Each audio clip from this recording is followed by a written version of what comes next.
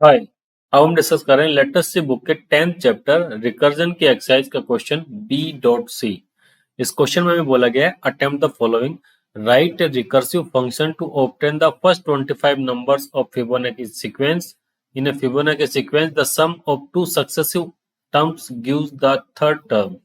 Following are the first few terms of the Fibonacci sequence. ये जो दिया हुआ है हमारे सामने एक सीक्वेंस है फिबोनाची जिसका नाम है, उसको हमें जनरेट करना है। इसके आइटम्स 2 3 5 8 13।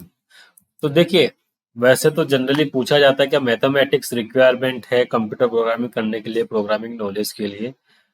मैथमेटिक्स की रिक्वायरमेंट नहीं होती है प्रोग्रामिंग नॉलेज के लिए, लेकिन अब जैसे मैथमेटिकल ये क्वेश्चन आ गया, इसको इंप्लीमेंट करना तो इसके लिए आपको मैथ्स चाहिए।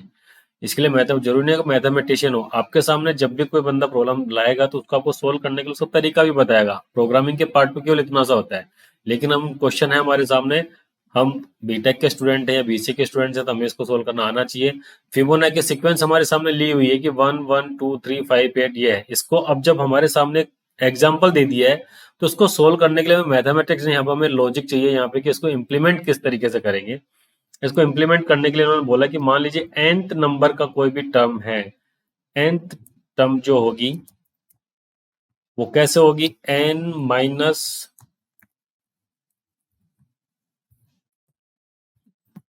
टर्म प्लस n-2 नंबर की जो टर्म होगी उन दोनों का सम। ठीक है, मतलब कि जैसे कि मान लीजिए ये है हमारे पास में 1, ये है हमारे पास में सेकंड नंबर, ये है थर्ड, ये है फोर्थ, ये है फिफ्थ, ये 6 एंड ये 7 नंबर की टर्म है। तो इसके लिए जैसे बोला जाए तो जब हम बात करेंगे ये 13 कैसे आया, तो 13 कैसे आया, ये होगा किसना, सिक्स टर्म का सिक्स प्लस फिफ्थ, इन दोनों का सम कितना आ रहा है, सिक्स नंबर पे क्या है 8, फिफ्थ नंबर पे कितनी है 5, मतलब कि 13 आ रहा है। तो ये फॉर्मूला इसके ऊपर परफेक्ट बैठ गया है। अब इसके ऊपर बात करते हैं कि जो सिक्स नंबर की जब टर्म आ रही है हमारे सामने वो किस तरीके से आनी चाहिए। इसका आना चाहिए कैसे, फिफ्थ प्लस फोर्थ, फिफ्थ पे क्या है 5, इसके ऊपर कितनी है 3, ये आ गया 8। मतलब ये नंबर निकल के आ रहा है हमारे सामने जो एकदम परफेक्ट है। तो हमारे सामने लॉजिक बनता हो जा रहा है कि किस तरीके से इसको कैलकुलेट करना है। अब जैसे सेकंड नंबर की है ये, तो सेकंड नंबर की है तो इसके ऊपर एक तो फर्स्ट टर्म होनी चाहिए प्लस फर्स्ट माइनस वन क्या होगा, जीरो नंबर पे जो टर्म होगी वो आना चाहिए। तो फर्स्ट नंबर पे कितनी आ रही है 1, जीरो नंबर पे क्या है 0, कुछ भी नहीं आ रहा, 1 प्लस 0 इक्वल टू 0 आनी चाहिए। अब उसी तरीके से इसके ऊपर जाने के लिए क्या आना चाहिए, n-1 प्लस n-2, n-1 क्या है 0 प्लस 0, तो इक्वल टू तो 0 आना चाहिए, लेकिन आ कितना रहा है 1। तो हमारे पास में पहली कंडीशन तो क्या होगी, अगर टर्म नंबर अगर 1 है या 1 से कम है तो हमारे पास में आउटपुट में हमें डिस्प्ले में क्या देना है 1। सेकंड टर्म जब करेंगे तो हमारे पास में ये आ गया, इसको हम ऐसे भी कर सकते हैं कि जब तक सेकंड टर्म है तब तक केवल हमको 1 ही डिस्प्ले दे, फर्स्ट के ऊपर भी सेकंड के ऊपर भी, और थर्ड से वो प्रीवियस कैलकुलेशन स्टार्ट कर दे। तो ये हमारे पास में नॉर्मल तरीके से इंप्लीमेंटेशन हो गया कि किस तरीके से आप इसको इंप्लीमेंट करेंगे। अब इसको हम यूज करना है रिकर्सिव फंक्शन का, इसको इंप्लीमेंट करने के लिए। तो उसके लिए हम चलते हैं हमारे सी के प्रोग्राम के अंदर। आई होप कि ये आपको फिबोनाची सीक्वेंस किस तरीके से डेवलप होता है, किस तरीके से प्रिंट होता है, ये समझ में आ गया होगा। जो हमने लिखा है यहाँ पे उसी को हम प्रोग्राम के अंदर इंप्लीमेंट करेंगे, इसके अंदर कुछ और नहीं करेंगे। लॉजिक हमारा डेवलप हो चुका है, इसको हम सेव कर देते हैं। Chapter 10 B_C.C, yes, hash include stdio.h standard input output header file है। इंक्लूड conio.h यूज करते हैं हम किसके लिए, CLR SCR एंगेज फंक्शन इसके अंदर होते हैं, इसके लिए हम इसको यूज करते हैं। सबसे पहले लिख देता हूँ CLR SCR का यूज क्या होता है, for clearing the screen, GTCH for holding the screen to display output on console या टर्मिनल के ऊपर जो आउटपुट शो करना है उसके लिए। अब हमारे पास में जो प्रोग्राम है वो जो टारगेट है उसका क्या है, print first 25 number of Fibonacci. ठीक है, उसके लिए हमें क्या करना पड़ेगा, 25 आइटम्स तक हमको लूप चलाना पड़ेगा। तो क्या करेंगे, फॉर, मान लीजिए कि हमने डिक्लेयर कर दिया यहाँ पे int i equal to 1, i is less than equal to 25, i plus plus,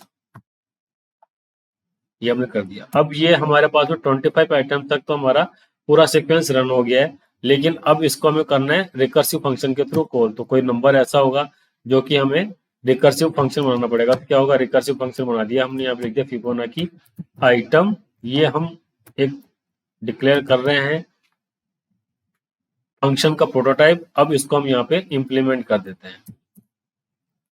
implement करेंगे तो क्या, रिटर्न टाइप उसका इंट था, तो यहाँ पे हम इंट लिखेंगे।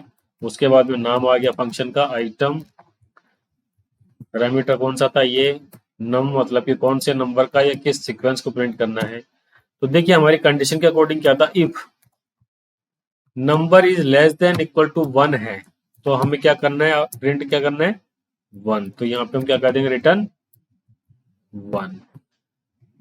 एल्स क्या रिटर्न करेंगे, एफ आई बी आइटम नम -1, ये प्लस कर दिया हमने, एफ आई बी आइटम नम -2। ये हो गया हमारा सिंपल सा फंक्शन फिबोनाची को प्रिंट करने के लिए, जो हमने हमने नोटपैड के ऊपर डिस्कस करा था, उसको जस्ट हमने उसको लिख लिया है। अब क्या करना है, हमें यहाँ पे प्रिंट करना है। प्रिंट करना तो क्या करेंगे, उसके लिए प्रिंटफ यूज करेंगे। प्रिंटफ हो गया, किस तरह का हमारे पास में वेरिएबल लिया, इंटीजर है। इंटीजर है तो उसका मॉडिफायर क्या होगा, %d। क्या प्रिंट करना है हमको, एफ आई बी आइटम कौन से नंबर का, आई नंबर का। ये हमारे पास में सिंपल सा हमारा प्रोग्राम हो गया, इसको हमने सेव कर दिया। अब इसको हम रन करा के चेक करते हैं कि हमारे पास में आउटपुट क्या आता है। 3 एरर आ गई है, अनडिफाइंड सिंबल, ये यहाँ पे नहीं मान रहा है, इसको हम यहाँ डिक्लेयर कर देते हैं इंट आई इक्वल टू 1 से स्टार्ट कर दिया हमने, 0। देखिए ये इसने प्रिंट करा है, लेकिन डिस्प्ले से ही लेने के लिए हमें क्या करना पड़ेगा, इसको कुछ स्पेस दे देते हैं इसके अंदर, /t, कंट्रोल F9 करा हमने, 1 2 3 5 8 13 21 34 55 89 इस तरीके से प्रिंट करता हुआ हमारे पास में लेकर के आ गया, और लास्ट में -19168 इस तरीके देने लग गया, क्योंकि आउट ऑफ रेंज चला गया है। आउट ऑफ रेंज चला गया है तो उसके लिए तो सबसे पहले तो हमें इंट से इसको लॉन्ग में कन्वर्ट करना पड़ेगा। अभी जो हमारा नेक्स्ट चैप्टर आएगा उसके अंदर हम देखेंगे कि क्या तो लॉन्ग होता है, क्या इंट होता है, क्या शॉर्ट होता है, कि डेटा टाइप की जो मेमोरी आउट ऑफ